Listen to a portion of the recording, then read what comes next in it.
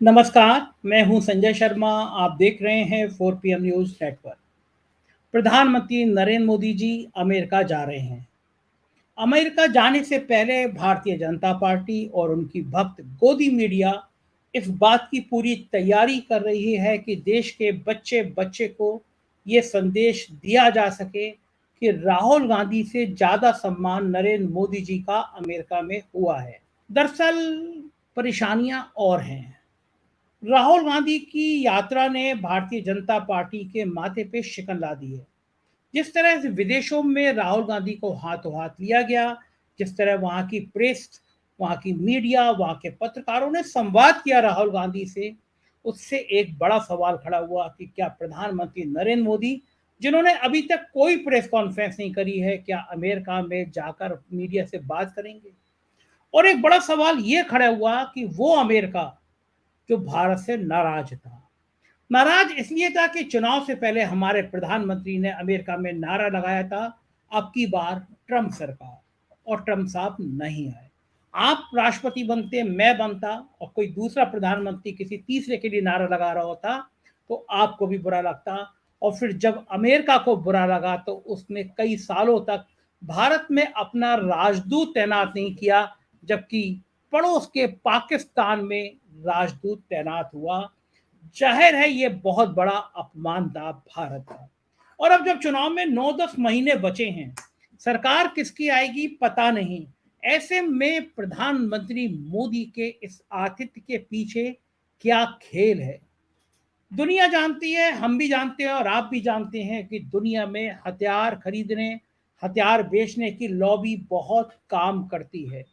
तमाम देशों के बीच में युद्ध के हालात ये लॉबी पैदा कराती है। तो क्या प्रधानमंत्री मोदी से कोई बहुत बड़ी डील करने के प्लान में है अमेरिका? क्या कारण है अमेरिका और भारत के बीच इस मुलाकात का, इस डील का? एक ऐसे शख्स से आज आपकी बात करा रहा हूं जो शिकागो में है, जिसको भारत में संचार क्रांति का जनक बताया जाता है। देश के सर्वोच्च सम्मान से वो सम्मानित हो चुके हैं। देश के कई प्रधानमंत्री, दो दो प्रधानमंत्रियों के बहुत करीबी रहे हैं।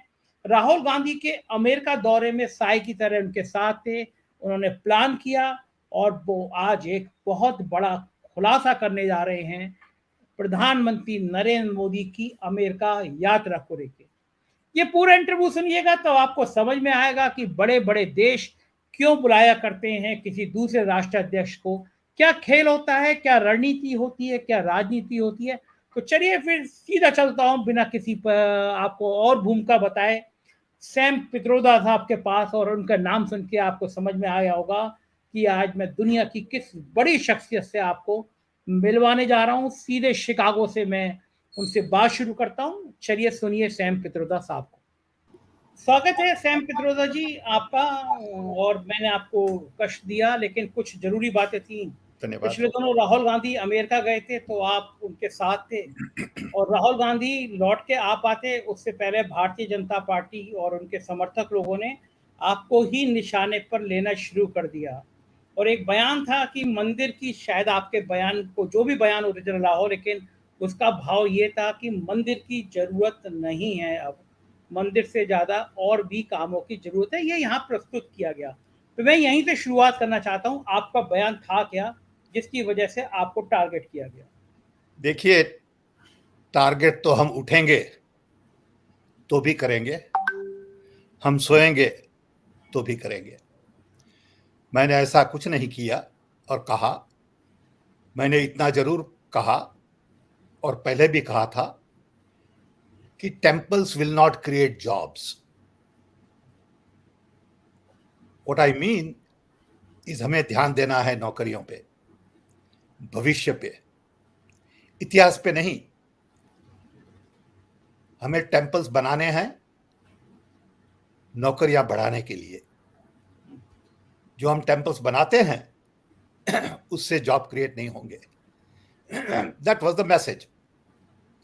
आप उसको कैसे भी ट्विस्ट कर सकते हो। आपको झूठ बोलना है तो आप अच्छा ही झूठ बोलिए, पूरा ही लेकिन झूठ बोलिए। लेकिन सैम साहब ये कहा गया कि अयोध्या में राम मंदिर बन रहा है, सैकड़ों करोड़ का बन रहा है, तो वहाँ पे ईंट पत्थर आ रहे हैं, वहाँ के लोगों को रोजगार मिल रहा है, तो मंदिर के आसपास कोई फल बेचता है, कोई प्रसाद बेचता है, कोई मंदिर बनाता है, कोई मूर्ति बनाता है, तो एक मंदिर भी अपने आप में एक रोजगार देता है, ऐसा यहाँ पे तर्क रखे गए। लेकिन वो जो रोजगार अलग चीज है। आप घर बनाइए, वही रोजगार घर बनाने से मिलेगा। That will be different kind of a job. There is job and there is job. There are permanent job and there are temporary job. यही एसेट कोई ऐसी चीज में लगाइए जहां परमानेंटली जॉब मिले। तो ये तो डिबेट ऐसा है कि you are really arguing. Okay, लेकिन लेकिन सैम साहब एक चीज और परमानेंट जॉब के लिए हमारे देश के प्रधानमंत्री जी ने कहा था, एक चैनल में जाके कहा था कि अगर लोग बेरोजगारी की बात करते हैं, अगर आप पकौड़े भी तलते हैं तो पकौड़े तलना भी एक रोजगार होता है। क्या अमेरिका में भी, आप जहाँ रहते हैं, आप शिकागो में रहते हैं, अमेरिका में भी इस तरह के पकौड़े तलना रोजगार में आता है? देखिए, there are all kinds of रोजगार। घर साफ करना भी रोजगार है, स्ट्रीट पे कचरा लेना भी रोजगार है, और एआई पे काम करना भी रोजगार है, हॉस्पिटल में काम करना भी रोजगार है, टीचर का भी रोजगार है। आप कैसे जॉब क्रिएट करते हैं? हमें 20 मिलियन जॉब्स क्रिएट करने हैं। देखिए आखिरी 9 साल में कितने बड़े जॉब क्रिएट किए। वहां आप चाय और पकौड़ों का ले जाते हैं। It is unnecessary conversation. ये आर्ग्यूमेंट की एटीट्यूड है, ये समझने की एटीट्यूड नहीं है। सीधा समझिए कि हमने कितने जॉब क्रिएट किए, हमें क्या करना है जॉब क्रिएट करने के लिए। हमें भविष्य में हमारे जवान लोगों को होप देने के लिए, आशा देने के लिए वोकेशनल एजुकेशन कैसे सुधारना है, ये सब चीजें बहुत इंपॉर्टेंट है। सेम साहब, ये जब इस तरह के बयान आते हैं और दुनिया के सबसे बड़े लोकतांत्रिक देश के प्रधानमंत्री की तरफ से बयान आते हैं कि भारत में रोजगार की कमी नहीं है, पकोड़े तलना भी एक रोजगार है, तो अमेरिका जैसे देश में, अमेरिका जैसे ताकतवर देश में, क्योंकि भारत पर निगाह रहती है सबकी, इस तरह के बयानों का वहाँ क्या अर्थ निकाला जाता है? देखिए, जो समझते हैं उन्हें सब पता है। सच और झूठ सबके सामने है। अगर आप सत्य की शोध में निकलेंगे तो आपको पता है कि जॉब नहीं क्रिएट किए गए हैं। तो जो जानते हैं उन्हें सब पता है। झूठ बोलने से सत्य नहीं बदला जाता, किसी पे पर्सनल अटैक करने से सत्य नहीं बदला जाता। अब हम क्या कहें? ठीक बात है श्याम साहब, इस विषय पे तो खैर ज़्यादा बात की भी नहीं जा सकती। अब मैं मुख्य विषय पे आता हूँ। राहुल गांधी अमेरिका से लौट कर आए हैं और 2 विदेश के दौरे राहुल गांधी के बहुत ज़्यादा चर्चा में रहे। जब वो पहली बार विदेश गए तो भारत की संसद चलने नहीं दी गई और कहा गया कि राहुल गांधी ने विदेश में जाके भारत का अपमान किया है। और सैम साहब, ये दूसरा दौरा था राहुल गांधी का जो ये माना गया कि ये दौरा आपने डिजाइन किया है। राहुल गांधी के दौरे के पीछे आप हैं। अमेरिका में जिन इंटेलेक्चुअल से बात हुई वो रूपरेखा आपकी बनाई हुई थी, और विदेश में आप लोग इसलिए राहुल गांधी को प्रस्तुत करना चाह रहे हैं क्योंकि भारत की main stream media Rahul Gandhi को दिखा नहीं रही है। विदेश में जो बात करते हैं उस पर कंट्रोवर्सी खड़ी होती है। और आप लोग ये भी अच्छी तरह जान गए हैं कि प्रधानमंत्री मोदी की इच्छा है कि वो विश्व गुरु बनता हुआ दिखें।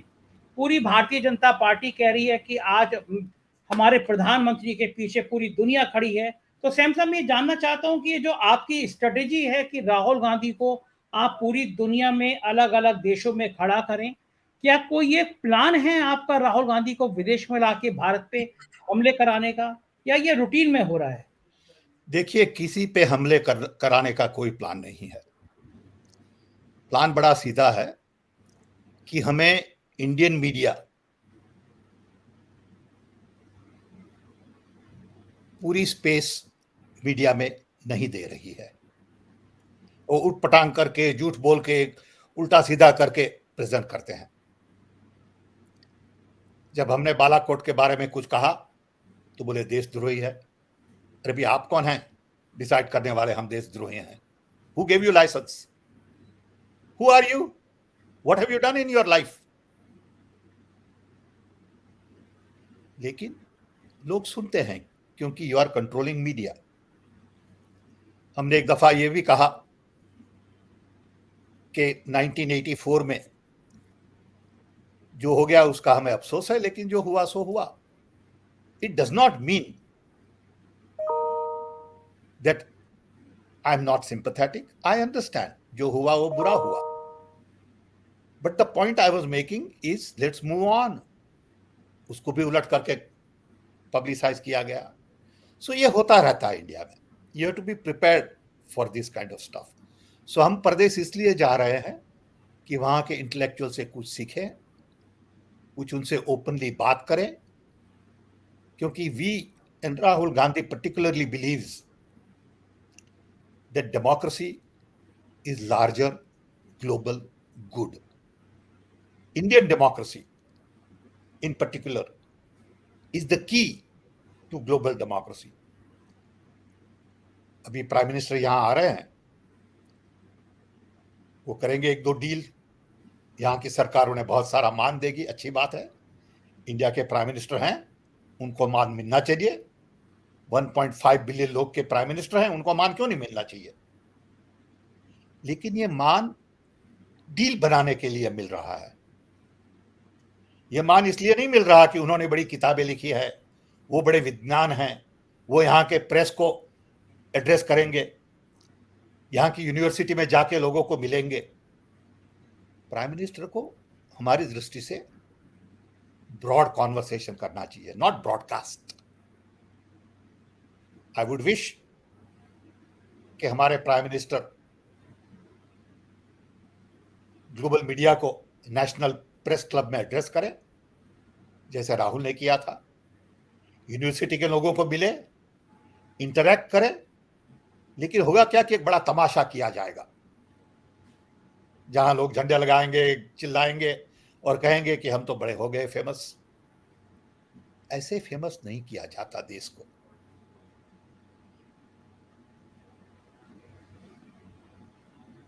सैम साहब, एक बड़ा गंभीर आरोप लगा रहे हैं आप, बड़ी गंभीर बात कह रहे हैं आप कह रहे हैं कि प्राइम मिनिस्टर आ रहे हैं तो एक डील के लिए आ रहे हैं। आज मैं डिबेट कर रहा था और डिबेट में कुछ इंटेलेक्चुअल्स ने ये बात उठाई थी कि अमेरिका ने शुरुआत में काफ़ी लंबे समय तक भारत में अपना राजदूत तैनात नहीं किया, जबकि पाकिस्तान में राजदूत तैनात किया। तो शायद बाइडेन साहब को बुरा लगा क्योंकि हमारे प्रधानमंत्री ने नारा लगाया था, अब की बार ट्रंप सरकार, और ट्रंप सरकार रिपीट नहीं हुई। तो शायद अमेरिका के राष्ट्रपति को बुरा लगा, इसलिए इतने बड़े देश में अमेरिका ने अपना राजदूत तैनात नहीं किया। पाकिस्तान जैसे मुल्क में राजदूत तैनात हुआ।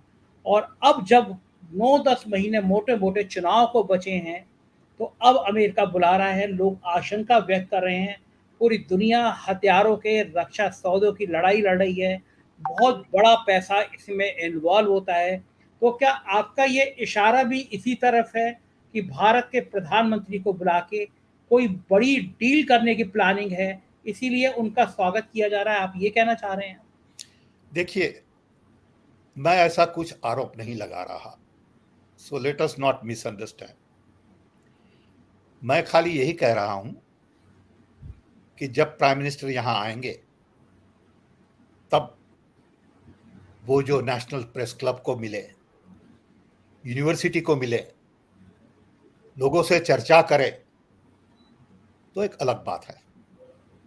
दूसरी बात है कि बड़ा भव्य शो एंड टेल होगा, डील साइन की जाएगी,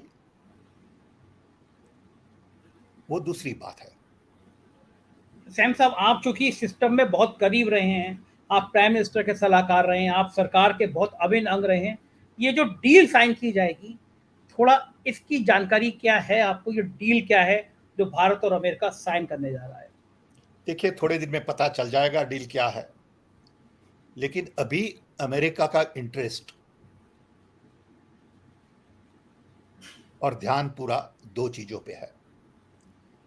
एक है राइजिंग चाइना और दूसरा है Ukraine war. America has always backed, unfortunately, authoritarian leaders. दुख की बात है हमारी दृष्टि से। हम तो यहाँ 60 साल से देख रहे हैं। हमने वियतनाम वॉर देखा, हमने अफगानिस्तान वॉर देखा, Iraq, Lebanon, Syria, many others, and now Ukraine. So American system एक ऐसी बनाई गई है जो डिफेंस डिपार्टमेंट पे बहुत आधारित है। We in America spend $1 trillion a year on defence. So अभी अमेरिका का ध्यान है कि चाइना को कैसे चेकमेट करे और रशिया को कैसे चेकमेट करे यूक्रेन में। इसके लिए भारत से क्या किया जाए, कौन सा डील किया जाए, क्योंकि अमेरिकन माइंडसेट ट्रांजैक्शन पे है, वो लंबी प्रोसेस पे नहीं है। लंबी प्रोसेस पे हो तो पहले सोचेंगे कि डेमोक्रेसी कहाँ है, डेमोक्रेसी को कैसे बचाना है। देखिए, ईरान, फिलीपींस, सब जगह अमेरिका ने in the past authoritarian regime को सपोर्ट किया है, क्योंकि वो मानते हैं कि उससे डील सीधी सी बन जाती है। जब कोलिशन गवर्नमेंट होती है तो थोड़ी तकलीफ रहती है, समझे। So America likes to some extent what is happening in India from the viewpoint of deal making. But America also has to understand that Indian democracy is in their interest. And I wish American leadership will speak up about what is going on in India in terms of polarized politics, weaponization of social media, weaponization of institutions, undermining of civil society, change in the mindset of the people. I think these are all good things to remember. Good things for India and good things for the world. We can't put that under the rug because we have to be an open society. Democracy is all about openness. ठीक है। तो हमें दुख इस बात का है कि इस वक्त प्राइम मिनिस्टर न तो नेशनल प्रेस क्लब में जाएंगे, न तो यूनिवर्सिटी में जाएंगे, न तो पूरा इंटरेक्ट करेंगे। I hope I am wrong. I hope prime minister does that. I will be very happy. ठीक बात है। सैम साहब, हम लोग महात्मा बुद्ध के देश वाले लोग हैं जो अहिंसा में विश्वास करते हैं, और एक देश है जो हथियार खरीदने, हथियार बेचने और खासतौर से हथियार बेचने में यकीन करता है।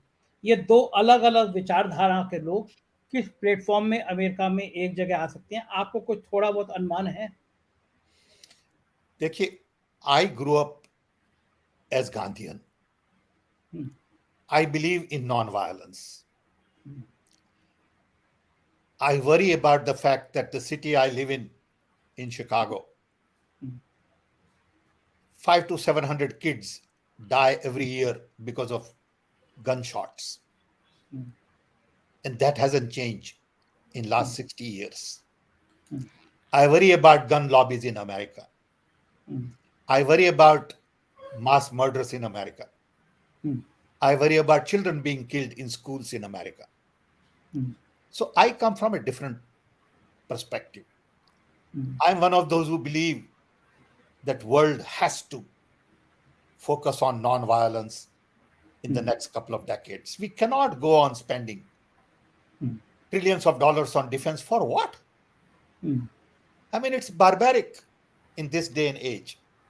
When hyperconnectivity allows all 8 billion people to connect and have a meaningful conversation, we can learn to collaborate, we can learn to cooperate, we can learn to co-create in that kind of an environment.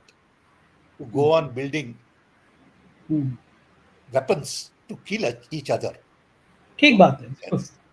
पहले क्या था कि there was limited resources. So everyone was fighting for resources. अब तो resources are unlimited. Technology has given us ability to produce anything. We can feed 8 billion people.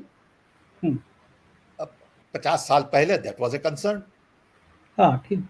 So we can produce anything. Now we have to make sure that we lift people from the bottom of the economic pyramid world over and not create wars to pump our economy. अब देखिए क्या हो रहा है Ukraine में. दुख की बात है कि यूक्रेन के लोग बेचारे देश छोड़ के चले गए हैं. जवान लोग सब लड़ रहे हैं, मर रहे हैं दोनों तरफ से. ये क्या हो रहा है भैया in 2023? Why can't we sit across the table and talk? Have we lost our mind? I'm sure everybody is reasonable at the end. ठीक बात है, बिल्कुल सही बात है सैम साहब. मैं इस बात से सहमत हूँ क्योंकि इस हिंसा का कोई अंत नहीं होता. सैम साहब, आप एक अमेरिका के प्रबुद्ध नागरिक होने के नाते, अमेरिका के एक बहुत इंटेलेक्चुअल होने के नाते, आप प्रधानमंत्री से मिलने जाएंगे? नहीं. क्यों नहीं जाएंगे? जरूरत क्या है मुझे? मैं उनको मिलकर क्या करूंगा? आप अपनी आइडियोलॉजी में वो भी बहुत बिजी हैं. उनको उनका काम कर दीजिए. मुझसे मिलकर क्या फायदा होगा? ना मुझे होगा, ना उनको होगा, ना देश को होगा. सैम साहब, आप भारत के एक रत्न हैं. आपने भारत में कई क्रांतियों की शुरुआत की है. भारत में संचार क्रांति के आप जनक माने जाते हैं. तो ये जो मोहब्बत की दुकान है राहुल गांधी की, जिसका पोषक आप भी हैं, जिसकी ब्रांडिंग आपने भी की है, तो मोहब्बत की दुकान में दिलों में दूरी क्यों? भारत के प्रधानमंत्री के रूप में सैम पित्रोदा क्यों नहीं मिल सकते? भैया, मुझे ऐसा नहीं है कि मुझे दुख है जाने में. ऐसा नहीं है, क्योंकि मैं जानता हूं मोदी साहब को. वो हमारे दोस्त हैं. I respect him as an individual. समझे? वो अलग बात है. वो हमारे गुजराती हैं, हमारे दोस्त हैं. वो एक पर्सनल चीज है. लेकिन यहां जब आ रहे हैं प्राइम मिनिस्टर, उनके पास कहां टाइम होगा? उनको बहुत सारे काम हैं, बहुत लोगों को मिलना है. Given an option, I would have him meet somebody important in America than meeting me. जो भारतीय हैं, जो इंडियन मूल के लोग अमेरिका में रहते हैं, उनके मन में क्या है? उनके ईमानदारी से जवाब दीजिएगा. राहुल को लेके, राहुल से मिलके ज्यादा खुशी है या फिर मोदी जी से मिलकर ज्यादा खुशी है? देखिए, यहाँ दो टाइप के एनआरआईज हैं. एक ग्रुप है जो मंदिर बनाते हैं, जो भगवान में मानते हैं, जो बीजेपी में मानते हैं, जो आरएसएस में मानते हैं. वो ग्रुप कोई नहीं बदल सकता.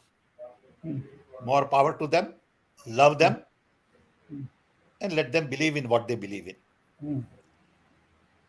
But that group is small. It is less than 30%, but they are very vocal. They are very visible. They put in extra time, money and effort to get their point across.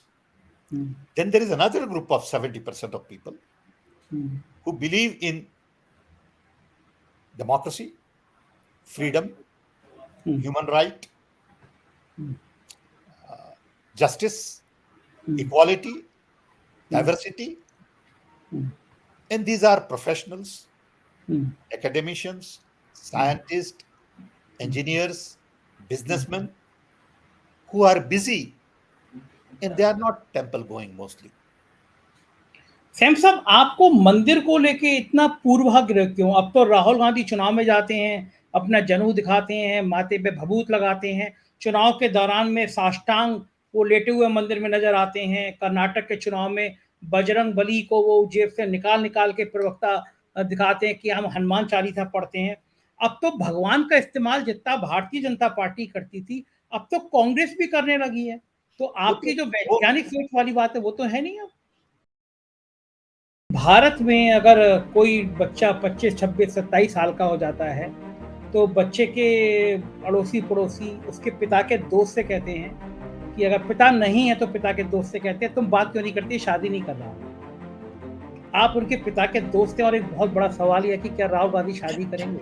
एक बार राजीव गांधी आए थे और उन्होंने एक बड़ा-सा एक डिब्बा type का दिखाया था कि देखो ये एक डिब्बा है, इससे कान पे लगाओगे दूर जगह बात हो जाएगी। ये तब की बात है जब आप मोबाइल पे कुछ रिसर्च कर रहे थे, भारत में मोबाइल आया नहीं था, आप उसकी प्लानिंग कर रहे थे। वो किस्सा क्या था, आपको याद है क्या वो किस्सा? राहुल और प्रियंका गांधी में राजनीति में कौन ज़्यादा परफेक्ट है? अच्छा, सोनिया गांधी के और आपके रिश्ते कैसे थे? मतलब राजीव गांधी की डेथ के बाद सोनिया गांधी जी आपके संपर्क में थी, बातचीत करती रहती थी लगातार, क्योंकि वो एक अकेली ऐसी महिला है जो आइडियल हैं, जिन्होंने पति की मौत के बाद त्याग किया है इंडिया में। वो चाहती तो प्राइम मिनिस्टर बन जाती, लेकिन वो राजनीति से अलग हो जाती है। तो आपके और उनके बीच में भारतीय माँ का बड़ा मन होता है कि उसके घर में बहू आए।